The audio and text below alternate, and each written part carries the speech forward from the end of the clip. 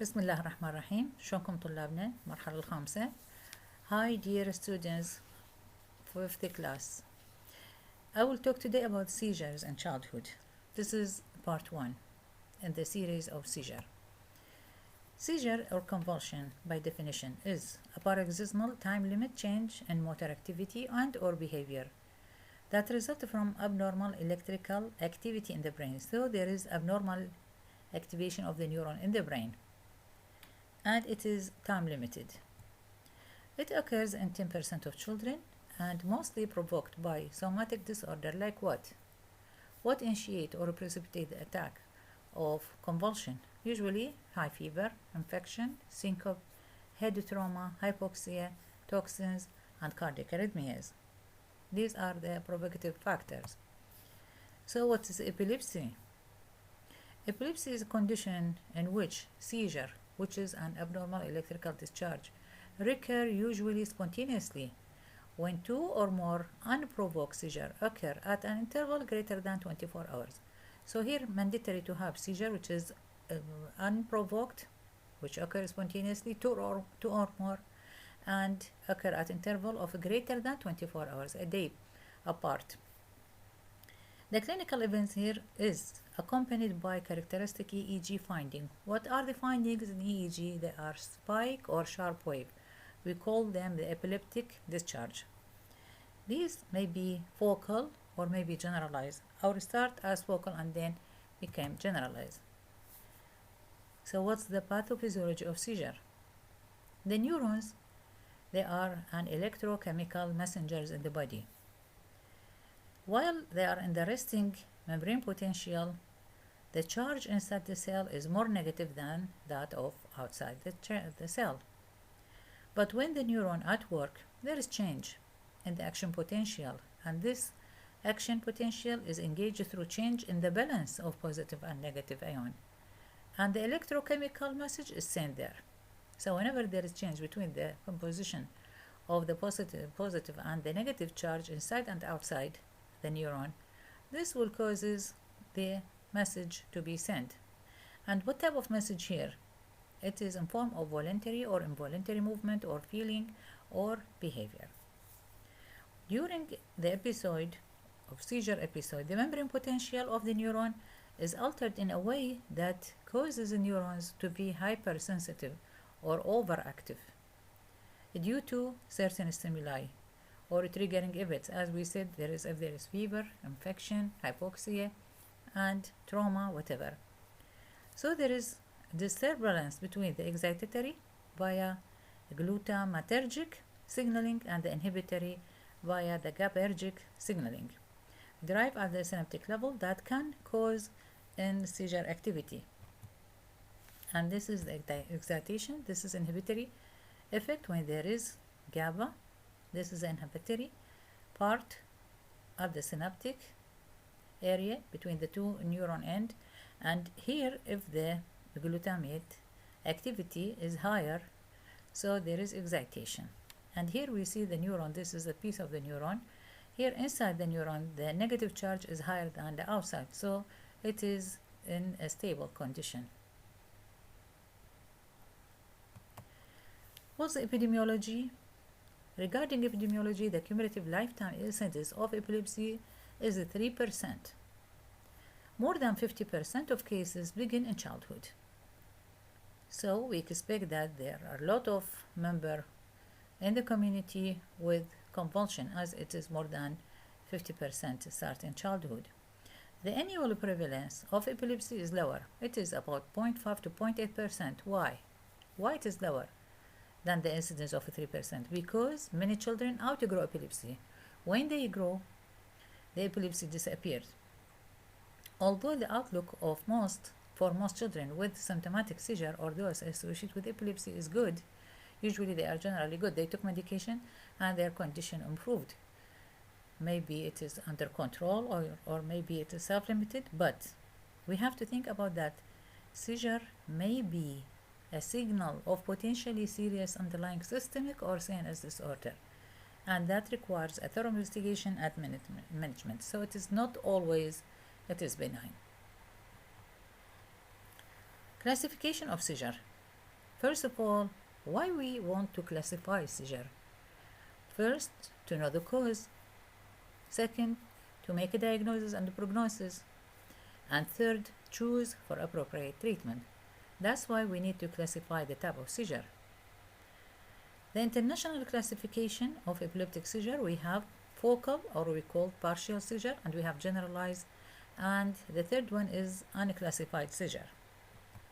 Focal, it about 40% of all childhood seizure, and there are three types, subtypes.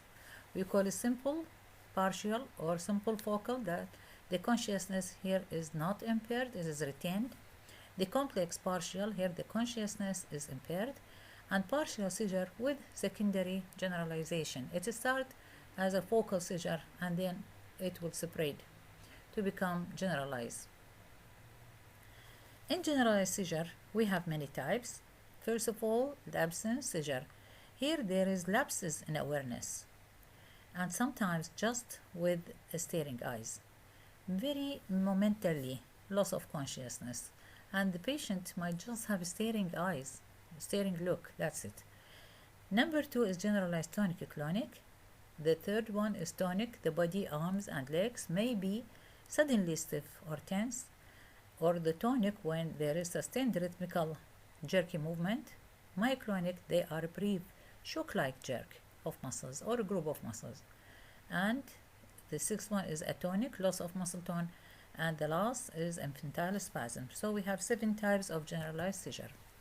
The unclassified seizure, epilepsy here, can be classified by syndrome, depending on the age of onset of the seizure, on the cognitive and the neurological development, description of the seizure, and EEG finding. Epilepsy in children, also classified by syndrome. 50% of childhood seizure are classified into specific syndromes. The syndrome classification of seizure provide a distinct advantage over previous classification, as improving the management with appropriate anticonvulsant medication. Each syndrome associated with convulsion, they depend on the classification to have appropriate anticonvulsant medication and identify potential candidate for epilepsy, for surgery for that epilepsy, or providing patient and family with a reliable and accurate prognosis. So the syndromic classification important for improving management, for the candidate for epilepsy, surgery identification, and it is provide the family with a reliable, accurate prognosis. Example of those syndromes: infantile spasm, we call it the West syndrome; benign myoclonic epilepsy of infancy, the Lennox-Gastaut is the same name; and febrile convulsion, we call it other name, the Landau-Kleffner syndrome. What about the simple partial seizure? We will talk about it now. Is it motor? Yes, of course, it is motor. It is motor activity. It is most common type of the focal or simple partial seizure. There is a synchronous clonic or tonic movement, and they tend to involve the face, neck, and extremities. Sometimes it is a aversive seizure consisting of head turning and conjugate eye movement are particularly common. So in patient with a simple partial seizure, motor activity is common.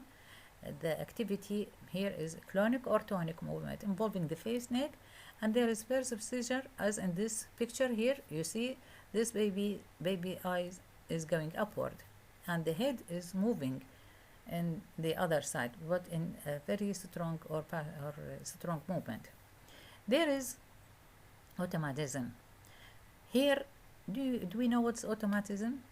In simple, there is no automatism, but in complex type, automatism is present, and we will talk about automatism later on. So here, automatism is not present because it is simple, and some patients complain of aura.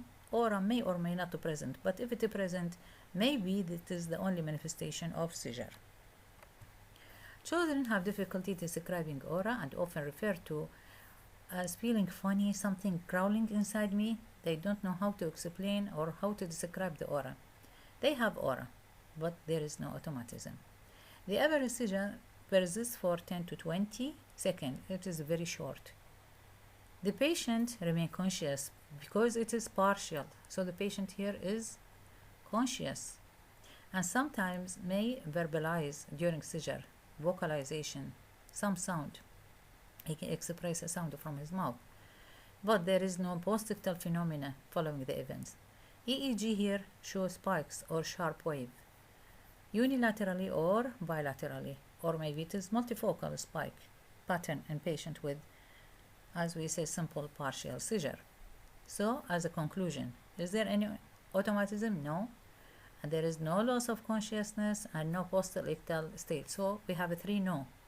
No automatism, no loss consciousness, no post-ictal state. And we have 2 yes, yes for aura and yes for EEG finding. This is a simple partial seizure. Hey, Vinci, you gotta stand back, okay? Come here. There is abnormal body movement.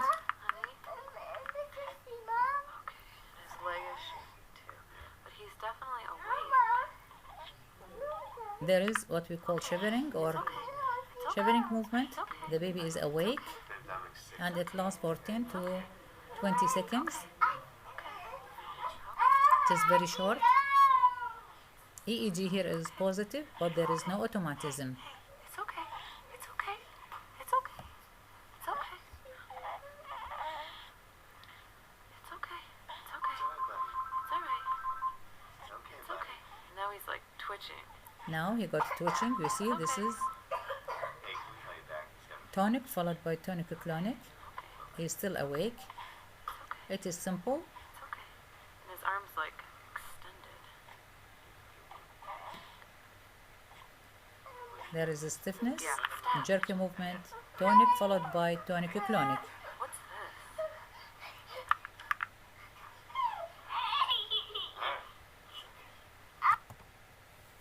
Complex partial seizure here may begin with a simple partial seizure as we see before, with or without aura. May be associated as it is a complex, or may not be present, followed by impaired consciousness. So maybe it started with a simple partial seizure and followed by generalization, or from the beginning it start with a generalized type of seizure, and there is altered state of consciousness. An aura is present, and do we know what is an aura? An aura is an unpleasant feeling or epigastric discomfort or fear. These are the sensations felt by the patient himself. Because they are young, sometimes they can't express these feelings, but the older children, they can say and express their feelings. The presence of an aura always indicate focal onset. This is important. Aura is always indicate a focal onset of lesion. And impaired consciousness in infant and children may be difficult to appreciate. Why? Because it is very brief and very infrequent. If there is loss of consciousness, it will be difficult to elicit. And the brief blank stare or sudden cessation or pause of activity, it means the patient have loss or impaired consciousness. The EEG may be able to identify the abnormal event as we said, there is a spike or sharp wave. Automatism is present. Now we have to explain what is automatism. They are common here in complex partial seizure in infant and children, about 50 to 75% of cases, and the presence of automatism increases with age. So the automatism develops after the loss of consciousness. And as you see before, because it is simple partial seizure in the video shown before, the baby have no automatism because it is simple, it is focal. Once it is complained or changed to a complex type, there is automatism and there is loss of consciousness. So here, automatism is present in about 50 to 75% and usually develop after the loss of consciousness and may persist longer time after the seizure is abated or stopped. We call it after stoppage of the seizure, we call the post-ictal phase. It may extend the automatism in the post-ictal phase, and they are not remembered by the child. The automatic behavior observed in infant is characterized by, in infant, usually it is elementary automatism, like lip smacking, chewing, swallowing, excessive salivation. If it is a prolonged and repetitive elementary automatism, with the blank stares and lack of responsiveness. Usually it indicate a complex type. Almost always indicate complex partial seizure in infant. So elementary with a blank stare and loss of responsiveness. In older children, automatic behavior is present, and it consists of semi-purposeful movement, uncoordinated, and unplanned gestural automatism, including picking and pulling at the clothing or bedsheet, rubbing, cursing object, and walking or running in a non-directive, repetitive, and often fearful fashion. So here it is behavioral automatism, not as in younger age group, they are elementary. Here it is behavior. They have some sort of uncoordinated movement, sometimes moving object, pulling clothes, and rubbing, sometimes walking, running, and it is usually of unpurposeful or non-directive movement. It is usually repetitive, and there is fear fashion. There is secondary generalization with a tonic-clonic convulsion. So we said in complex partial seizure, either it started with generalization from the beginning, or it start with a focal site or focal sign and symptom, and then it will have secondary generalization. The duration here of the complex type is 1 to 2 minutes, while in simple partial seizure it is only 10 to 20 seconds. In complex it is 1 to 2 minutes. So in complex partial seizure associated with abnormal interictal EEG, temporal lobe epilepsy. All patients with complex partial seizure have abnormal temporal lobe epilepsy or abnormal interictal. What do you mean by interictal? EEG taken during the attack. We call it the interictal EEG.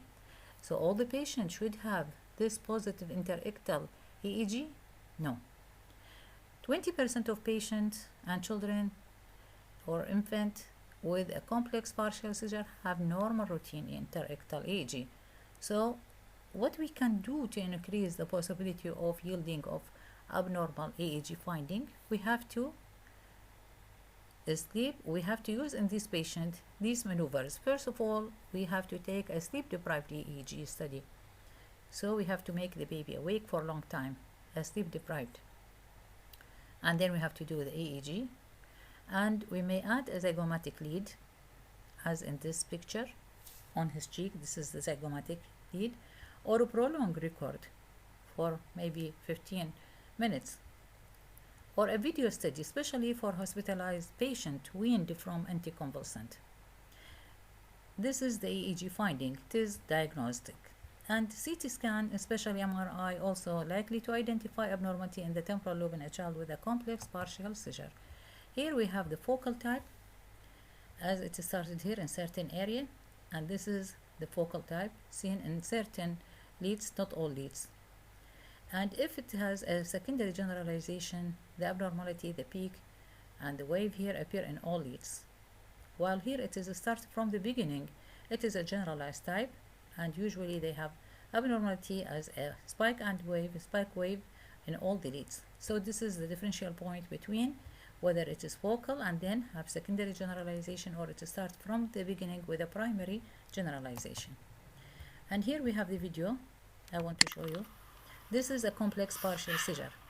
Look to the abnormal movement of this child, and there is automatism, elementary automatism. There is chewing, abnormal movement, and he moved in abnormal way. He jumped. There is semi-purposeful movement, and he lost consciousness, and then momentarily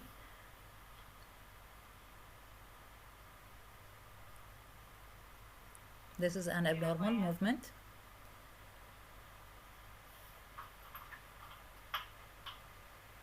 It lasts about 1 to 2 minutes. Still have lip smacking.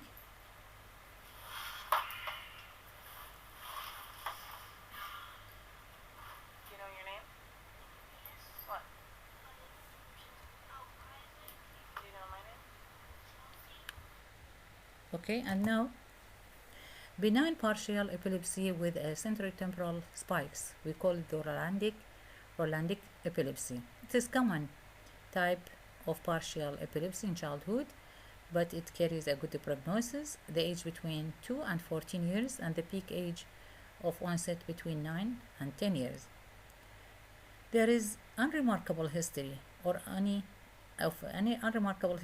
any disease or illness in the early life, and there is normal neurological examination, but they have positive family history of epilepsy, and usually they have partial with motor signs and somatosensory symptoms, often confined to the face, and there is oropharyngeal symptoms, which include tonic contraction and paresthesia of the tongue. There is contraction in the tongue and paresthesia, and there is unilateral numbness of the cheeks, particularly along the gum. There is numbness, paresthesia, and guttural noises, hoarse voice, dysphagia with excessive salivation. There is unilateral tonic-clonic contraction of the lower face, so it is sensory feeling, paresthesia. There is change in the voice, and there is also tonic-clonic contracture of the lower face, usually accompanied the oropharyngeal symptoms, and there is a clonic movement of and paresthesia of the same side of the ipsilateral extremity. Consciousness may be intact or may be impaired in Rolandic epilepsy. Partial seizure may proceed to secondary generalization, and 20% of children experience only one seizure, while 1/4 of them they have repeated cluster of seizure. So maybe it is a single attack and disappeared, or one, as we said, 1/4 they have repeated the cluster. It usually occurs during sleep in 75% of patients, and the pattern here of the EEG finding is characteristic. There is a repetitive spike focus. Usually it is localized in the central lobular temporal, we call it the Rolandic area, with a normal background activity. Is they need anticonvulsant therapy? Yes, for those who have a frequent seizure. And the drug of choice here is the carbamazepine. How long? For 2 years or until 14 to 16 years, as it is self-limited. Spontaneous remission occur at this age. This is the Rolandic type of epilepsy, and here it occurs in the temporal area, centrotemporal, and we call Rolandic seizure, as referred to the Rolandic area in the brain. And this is the Rolandic seizure. Yeah, you alright, my princess? As you see here, there is excessive salivation, there is paresthesia, numbness in the cheek, How you feeling? and there is some sort of Can you count, abnormal movement in the face. She can't speak in a proper way. She may or may have loss of consciousness, may or may not. Yeah, wipe your mouth. Now this patient is conscious. You do your ABCs instead. As we said, most of them occur at night during sleep, but it may occur at daytime.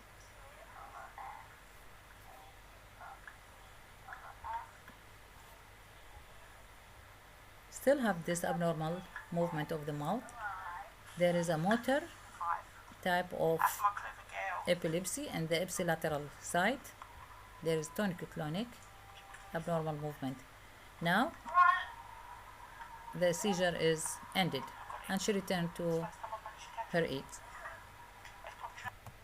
Thank you.